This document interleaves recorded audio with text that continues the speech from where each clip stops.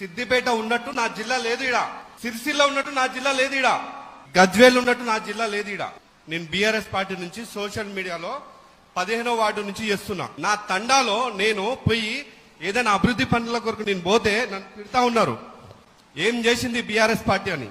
నేను అడుగుతున్నా, బ్యాంచర్ నేను అడుగుతున్నా ఏం చేసిందని. దయచేసి ప్లీజ్ వినండి, నా బాధ చెప్తున్నా వినండి. నా సుందరనగర్ తండలో రోడ్లు లేవు, లైట్లు లేవు, అభివృద్ధి లేదు.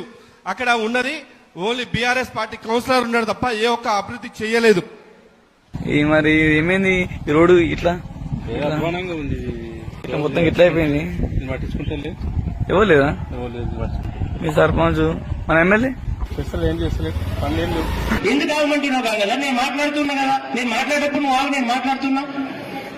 వీళ్ళ సమయానికి వచ్చేసారి సంచికి 10 రూపాయలు ఇవ్వండి, సంచికి 10 రూపాయలు ఇవ్వండి అంటే ఎక్కడికి వెళ్ళి ఇస్తారు సార్? నాకు పట్ట పాస్ బుక్ లేదు సార్.